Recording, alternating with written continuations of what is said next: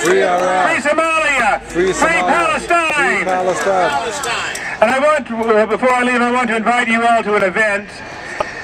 This May is the 61st anniversary of a Nakba, the 62nd anniversary of a Nakba, the expulsion of the people of Palestine from their land, which is part of this war, one of the starting points of this war that continues to this day. And on Saturday, May 15th, from 1 to 4 p.m.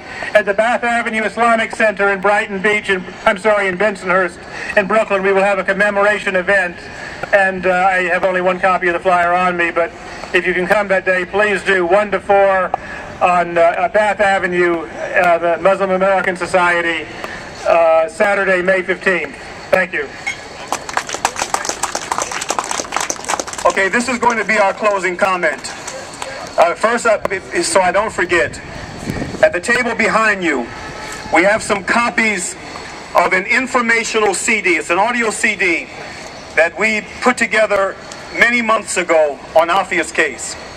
So for those of you who are hearing about this case for the first time, or if you've even heard about it before and you want some more information on it, this informational CD will help you understand what the issues are. We invite you to get a copy of the CD. If you're in a position to, just put something in the black box on the table according to your means.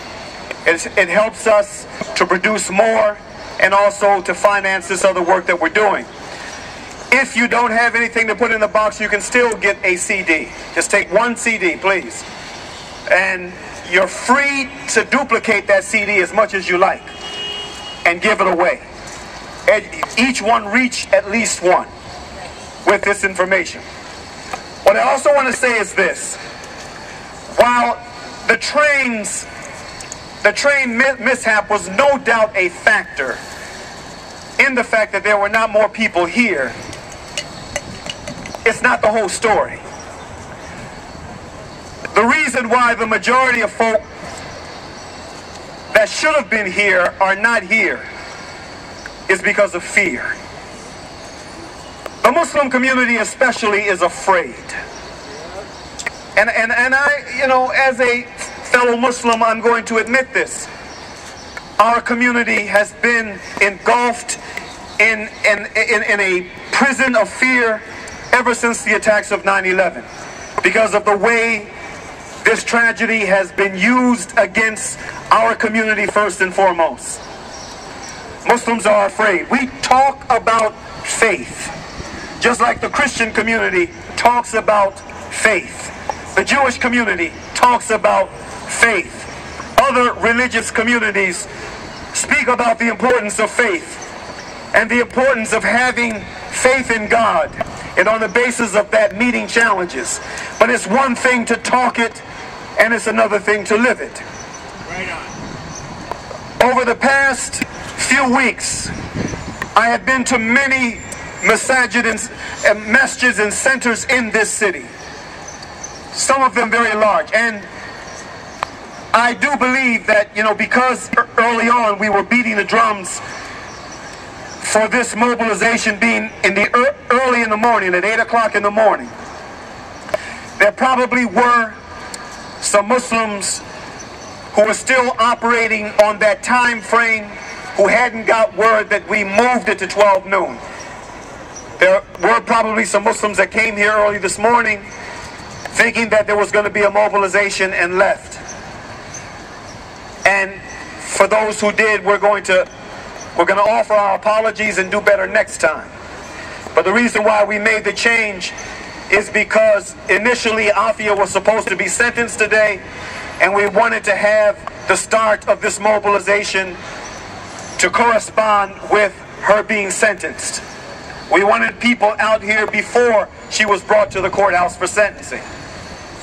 And after that change, we felt that it would be better to move it a few hours up so that it would make it easier for people, especially for folks coming from out of town, to get here. We failed to factor in, however, again, that fear factor. There are Muslim leaders in this city I mean, New York is a city of almost 1 million Muslims. This square should be packed with Muslims alone. In fact, truth be told, given the fact that the central case today that we were focusing on is the case of Aafia Siddiqui, this square should have been packed with Muslims from the Pakistani community.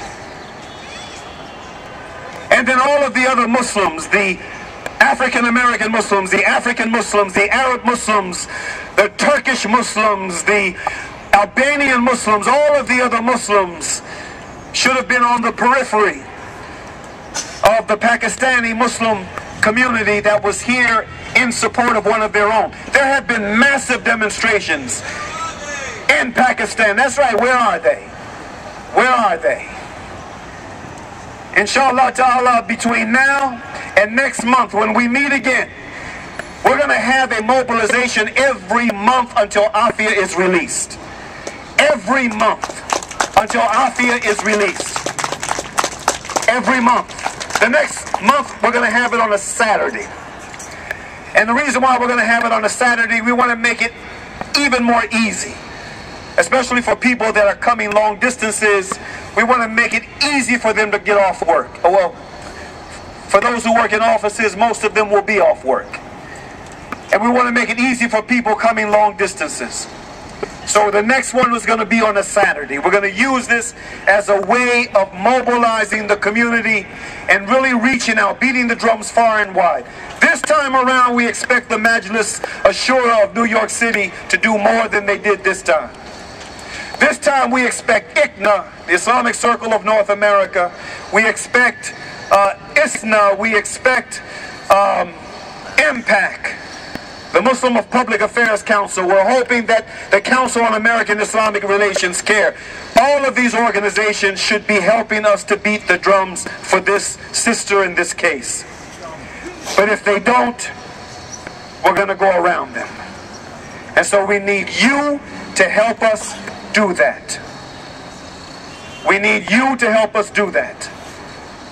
If the leaders and the leading organizations will not take a stand, we have to go around them. And so we have our work cut out for us between now and next month. The last thing I'm going to say is this. To those citizens who are passing through this square, who are wondering what this little gathering here is all about. It's about, yes, the Muslim community. It's about this sister, Dr. Aafia Siddiqui. Yes, it's about her. It is about the 5 young brothers and their families engulfed in the Fort Dix case. Yes, it is about them. It is about Tarek Mahana.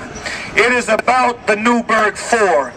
It is about the young brother who was compelled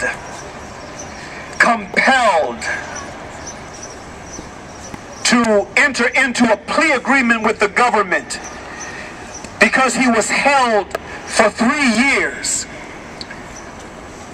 in a form of confinement, pre-trial confinement that tears at the human mind. He was held in pre-trial confinement in a way that violates, that shreds the so-called guarantees within the Constitution against cruel and unusual punishment.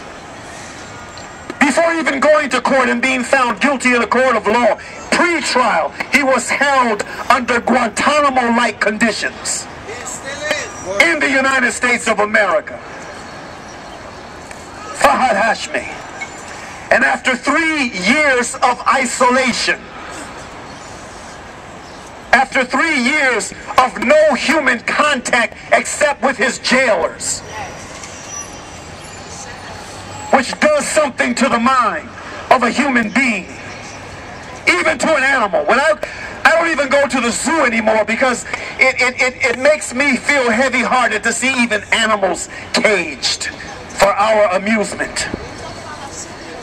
But a human being. And so after 3 years of that type of confinement, and then on the eve of going to court, being informed by his attorney